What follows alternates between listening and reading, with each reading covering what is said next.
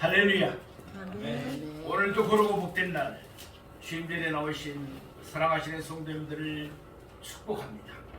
오늘은 마가복음 3장 31절에서 35절 말씀을 본문으로 참 가족을 밝히신 예수님이란 제목으로 말씀의 은혜를 나누겠습니다. 차가운 날씨가 연일 계속되고 있습니다. 건강관리 잘하시기 바랍니다. 누가복음 2장 39절 말씀을 보면 갈릴리의 나사렛을 가리켜서 예수님의 본 동네라고 말씀하고 있습니다. 그러나 마태복음 9장 1절을 보면 갈릴리 해변 마을 가버나움을 가리켜서 예수님의 본 동네라고 말씀하고 있습니다. 이것은 마태복음 4장 13절에서 밝히고 있듯이 예수님이 갈릴리의 나사렛에서 갈릴리의 또 다른 동네인 가버나움으로 사시는 것을 옮기셨기 때문입니다. 그러니까 사역지를 옮기셨다는 이야기입니다. 누가복음 4장을 읽어보면 예수님이 나사렛을 떠나서 가버나움으로 가신 이유를 우리가 알 수가 있습니다. 공생애를 시작하신 예수님께서는 나사렛의 해당에서 이사야 61장 말씀을 읽으셨습니다. 그리고 거기에 예언된 메시아가 바로 자신임을 밝히셨습니다. 그러나 나사렛 사람들은 예수님을 믿지 않았습니다. 그래서 예수님은 그들의 불신앙을 책망하셨습니다. 그러자 해당에 있던 나사렛 사람들은 화를 내면서 예수님을 동네 밖으로 내쫓았습니다. 그들은 예수님을 산 낭떠러지로 끌고 가서 예수님을 그 낭떠러지 밑으로 떨어뜨리고자 했습니다. 그때 예수님은 기적을 베풀어서 그들 가운데서 피하여 지나가셨습니다. 나사렛을 떠나신 예수님은 그곳에서 조금 떨어진 해변 마을 가버나움으로 가셨습니다. 그때부터 예수님의 본 동네는 더 이상 나사렛이 아니었습니다.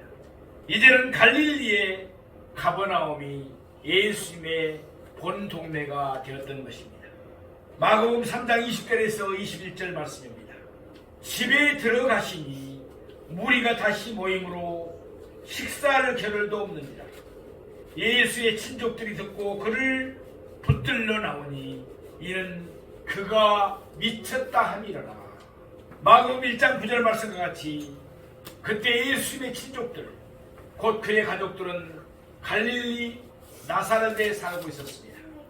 그들은 예수님이 가버나움의 어느 집에 계시다는 사실과 또한 그곳에 많은 사람들이 모여들기 때문에 식사를 겨를도 없다는 소식을 전해 들었습니다.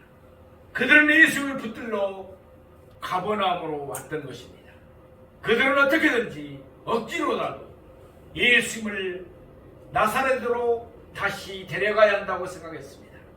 그들은 그것이 예수님을 보호할 수 있는 최선의 길이라고 생각했던 것입니다. 예수님의 가족들이 왔을 때 예수님은 예루살렘에서 내려온 서기관들에게 말씀하고 있었습니다.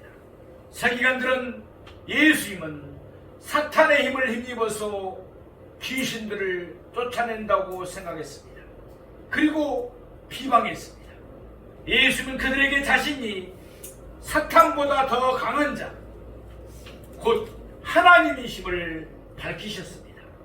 오늘 우리가 상고해보고자 하는 본문은 그 뒤를 이어서 나오는 말씀입니다. 예수님은 오늘 본문에서 그의 참 가족이 누구이며 그의 참 가족이 되는 길은 무엇인가를 말씀하고 있습니다. 그러면 오늘 본문의 대지를 본문의 말씀을 세 대지로 나누어서 자세히 상고하면서 은혜 받기를 원합니다. 첫 번째로 예수님의 육적인 가족들이 등장합니다. 오늘 말씀 마가복음 3장 31절 말씀을 보겠습니다. 그때 예수의 어머니와 동생들이 와서 밖에 서서 사람을 보내어 예수를 부르니. 아멘. 그들은 자기를 대신해서 다른 사람을 안으로 들어보냈습니다. 예수님의 동생들은 당시 젊었습니다. 힘도 있을 나이였습니다. 따라서 그들이 안으로 들어갈 마음만 있었다면 사람들을 밀치고 어떻게든지 예수님 앞에 나아갈 수가 있었습니다. 그러나 그들은 한마디로 그 안으로 들어가고 싶은 마음이 없었습니다. 그들은 예수님이 지금 안에서 하고 계신 일을 못마땅하게 생각하고 있었던 것입니다. 그래서 그들은 예수님이 하던 일을 즉시 중단하고 자기들과 함께 나사렛으로 돌아가기를 원했던 것입니다. 요한복음 7장 5절에서 밝히고 있듯이 아직은 예수님의 형제들이 예수님을 믿지 않았을 때입니다. 만일 그들이 예수를 믿었다면 그들은 예수님의 사역을 방해하지 않았을 것입니다.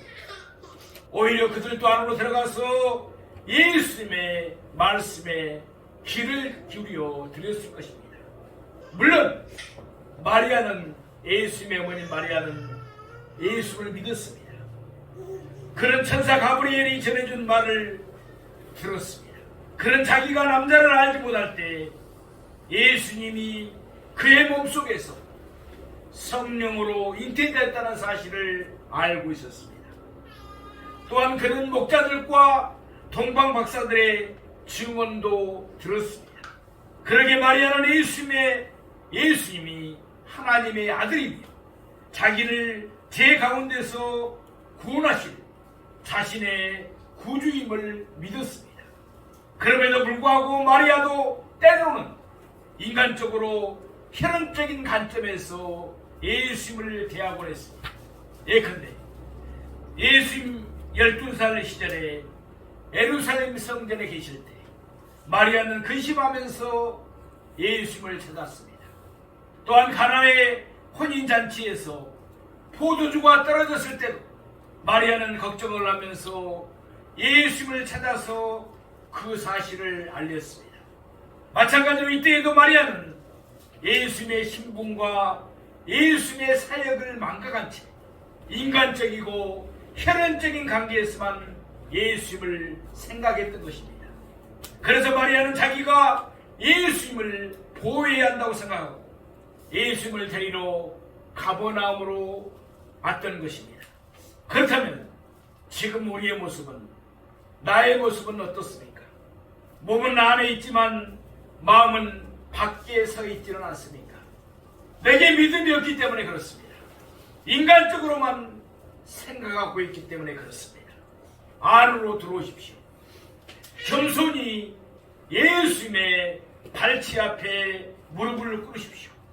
그것이 바른 신앙인 줄로 믿습니다. 우리 오늘 보면 마가복음 3장 32절 말씀을 보겠습니다.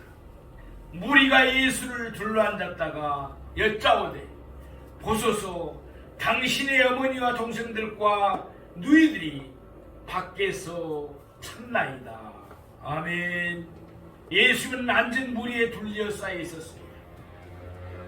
번임을 받은 사람이 그들 모두를 해치고 지나갈 수가 없을 정도였습니다.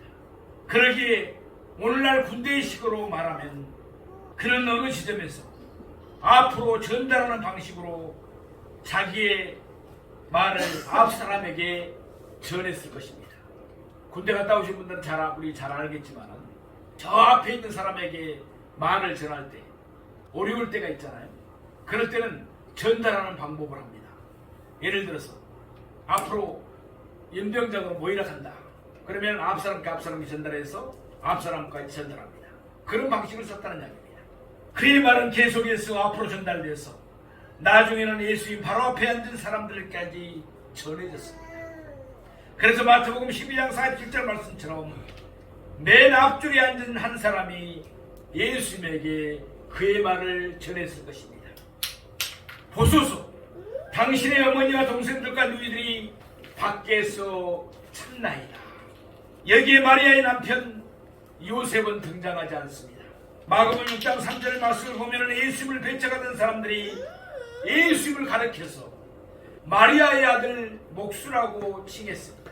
예수님을 가리켜 요셉의 아들 목수라고 칭하지 않았던 것은 요셉이 아마 이미 죽었기 때문일 것이라고 학자들은 보고 있습니다.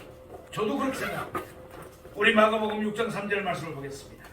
이 사람이 마리아의 아들 목수가 아니냐, 야고보와 요셉과 유다와 시몬의 형제가 아니냐, 그 너희들이 우리와 함께 여기 있지 아니하냐 하고 예수를 대적한지라. 여기 예수의 형제들 4명의 이름과 예수의 누이들이 나오고 있습니다. 이들은 모두 요셉과 마리아 사이에 태어난 자녀들이었습니다. 말하자면 예수님의 육신의 동생들이었던 것입니다. 그래서 누가복음 2장 7절을 보면 예수님이 마리아의 첫 아들임을 말씀하고 있습니다. 누가복음 11장 27절에서 28절 말씀을 보겠습니다. 이 말씀을 하실 때 무리 중에서 한 여자가 음성을 내어 이르되 당신을 뵌 태와 당신을 먹인 젖이 복이 있나이다. 예수께서 이르시되 오히려 하나님의 말씀을 듣고 지키는 자가 복이 있느니라 하시니라. 아멘. 여기에 나오는 여자는 마리아를 높이 오겠습니다.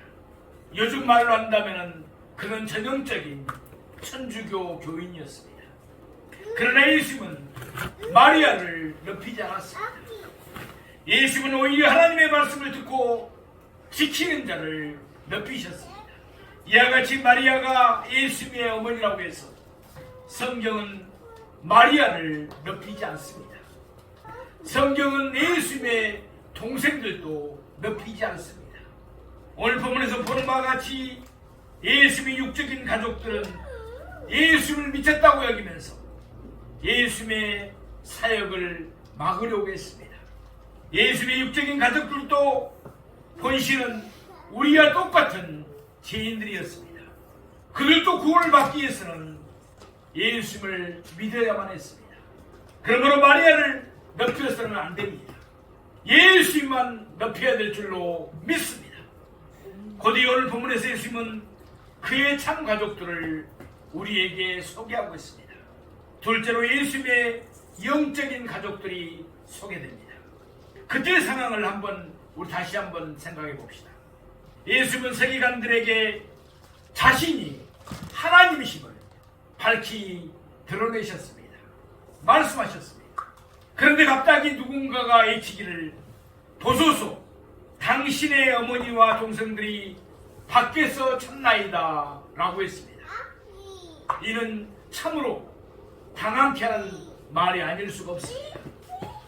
그러나 예수님은 모든 상황의 주인입니다.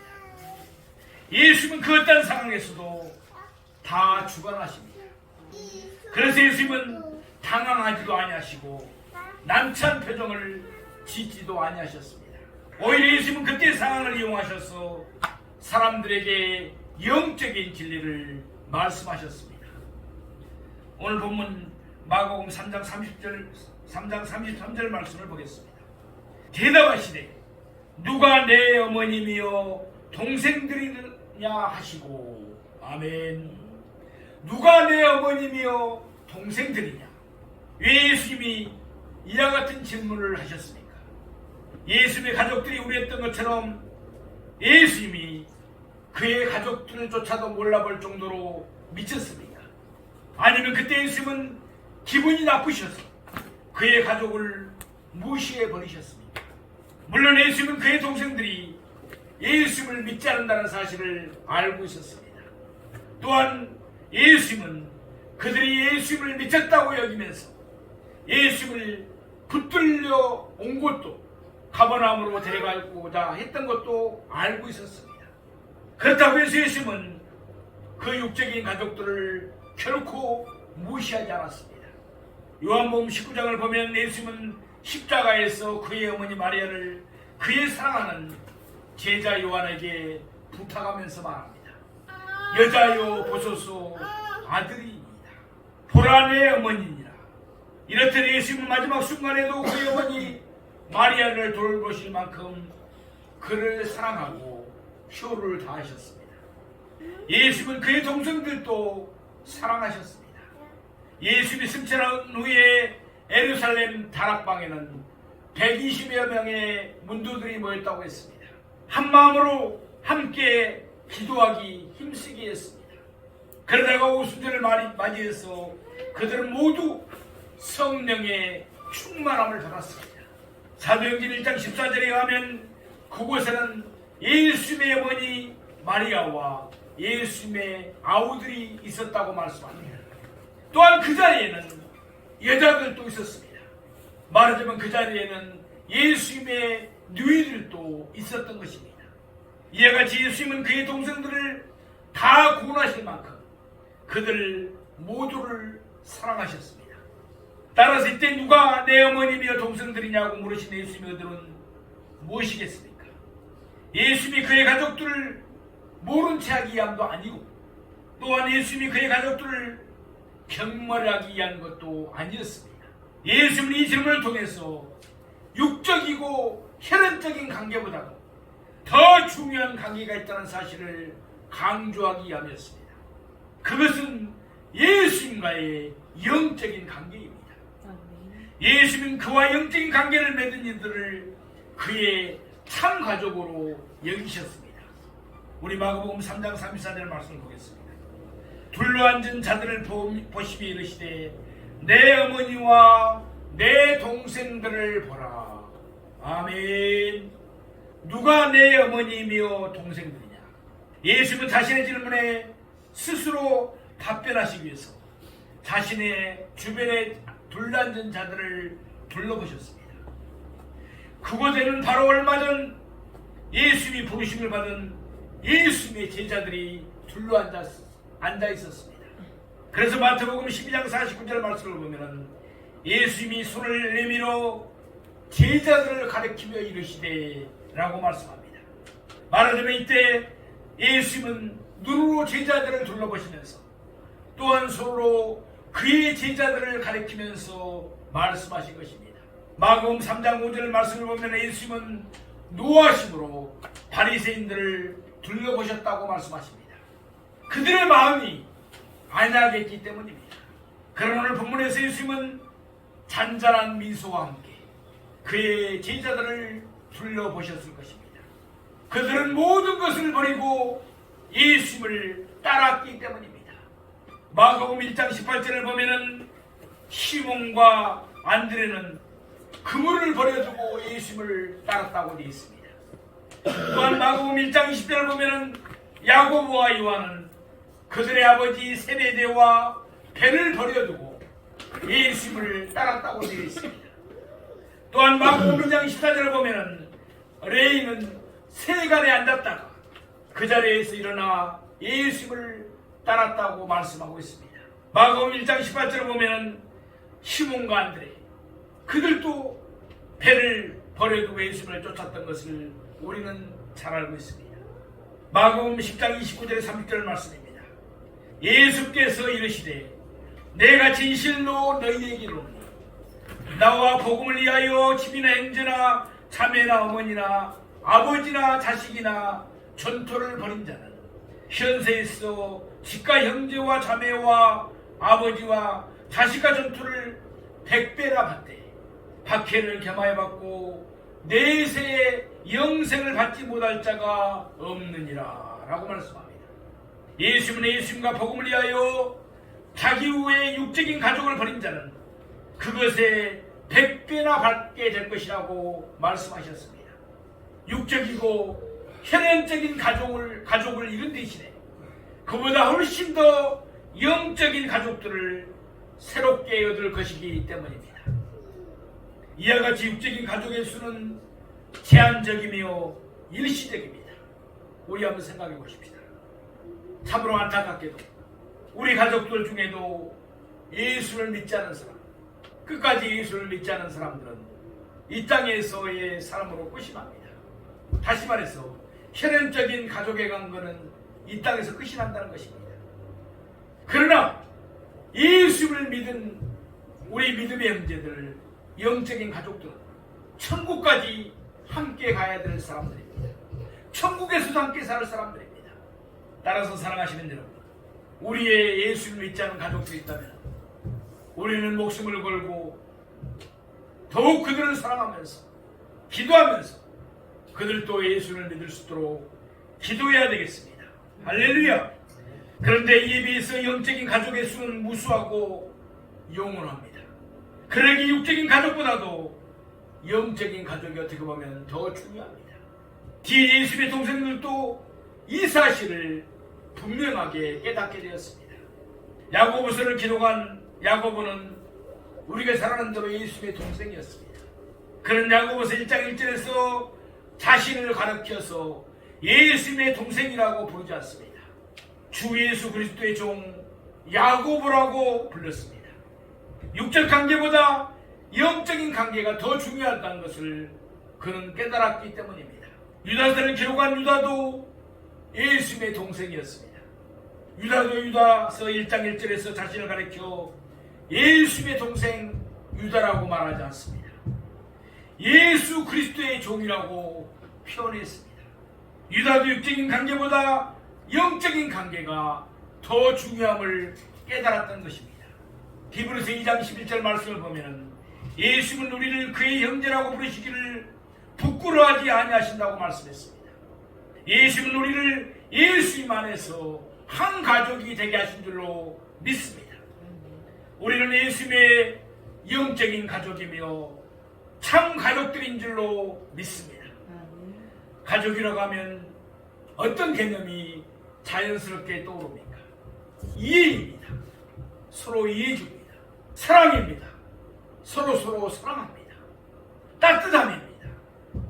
밖에서 아무리 어렵고 힘든 일을 당했을 때라도 가족들이 있는 가정 안에서는 따뜻함을 맛보고 위로를 맛봅니다. 또 보살핌입니다. 그리움입니다. 슬픔과 수고와 기쁨도 함께 나누면서 참 사랑을 나누며 살아가는 우리 가족들이 되기를 주님의 이름으로 축복합니다. 세 번째로 예수님의 참 가족이 되는 길이 설명되고 있습니다. 오늘 본문의 논리적인 순서는 이러합니다. 먼저 예수님의 육적인 가족들이 등장합니다. 그들이 밖에서 예수님을 찾자 예수님은 그의 영적인 가족들을 소개하면서 그들이 예수님의 참 가족임을 밝히셨습니다. 그러나 예수님은 그의 참 가족이 되는 길을 말씀하셨습니다. 우리 마가복음 3장 35절 말씀을 보겠습니다. 누구든지 하나님의 뜻대로 행하는 자가 내 형제요 자매요 어머니니라. 아멘. 누구든지라고 예수님은 말씀하셨습니다. 참으로 은혜로운 말씀이 아닐 수가 없습니다. 여기에는 예수님의 제자들도 들어갑니다. 또한 여기에는 예수님의 어머니 마리아와 예수님의 동생들도 포함됩니다.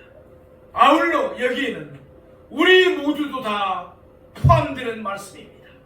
물론 예수님의 제자들이라고 해서 온전하지는 않았습니다. 그들은 종종 예수님께로부터 믿음이 작은 자들이라고 책망을 받았습니다. 예수님이 사로잡힐 때 그들은 예수님을 버리고 달아나 버렸습니다. 그럼에도 불구하고 예수님은 그들을 그의 가족으로 삼아주셨습니다. 마찬가지로 우리에게는 허물이 너무나 많습니다. 또한 우리의 믿음도 한없이 부족합니다. 그럼에도 불구하고 예수님은 우리를 그의 형제라고 부르시기를 부끄러워하지 않으시고 우리를 그의 가족으로 삼아주셨습니다. 이는 분명히 예수님의 놀라운 은혜가 아닐 수가 없습니다. 예수님은 각 계속해서 말씀하셨습니다. 하나님의 뜻대로 행하는 자가 내 형제요 자매요 어머니이시니라. 아멘. 바로 이 말씀 속에 한없이 부족한 우리가 어떻게 예수님의 가족이 되는가 밝혀지고 있습니다. 또한 이 말씀 속에 예수님의 참 가족이 되는 것이 설명되고 있습니다. 그러면 예수님 말씀 가운데서 하나님의 뜻이란 무엇을 가르칩니까? 그리고 하나님의 뜻대로 행하는 자는 어떤 사람을 가르칩니까?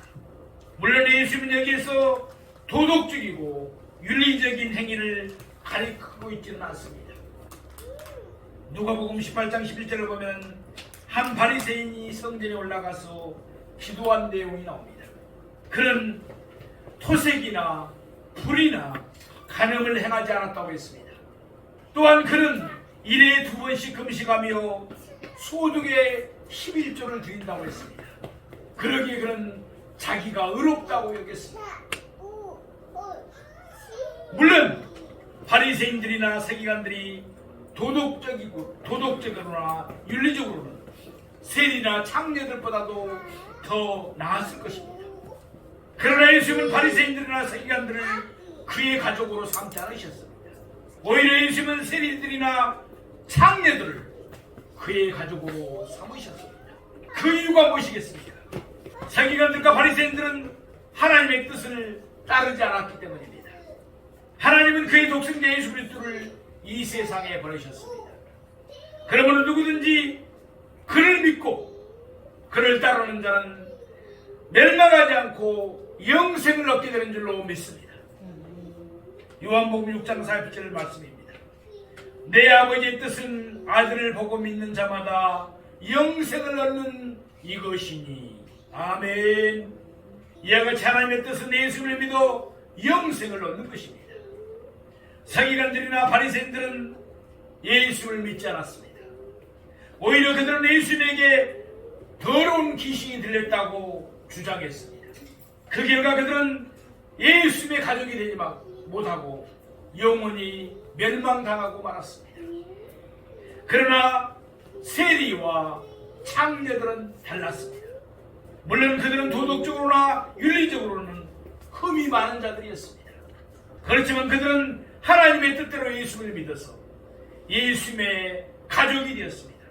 그 결과 그들은 제사를 받아 영생을 얻었습니다. 사랑하시는 성도 여러분, 우리는 부족합니다. 나는 부족하고 허물도 많습니다. 그럼에도 불구하고 예수님은 우리를 택해서 나를 택하여 예수를 믿게 하시고 예수님의 가족으로 삼아주셨습니다. 그러기에 예수님은 늘 나를 돌보십니다. 예수님은 내가 천국에 가는 그날까지 늘 친히 나를 거느리십니다. 이와 같이 놀라운 은혜를 받은 우리입니다. 나입니다. 이 은혜를 생각하면서 이루는 우리 아버지와 내 구주 예수를 더욱 사랑하십시다. 그리고 예수님 안에서 나와 영원하게 한 가족이 된 나의 믿음의 형제들을 힘써 사랑하십시다. 우리는 천국까지 함께 갈 믿음의 영적인 가족들입니다. 할렐루야. 기도하겠습니다. 사랑과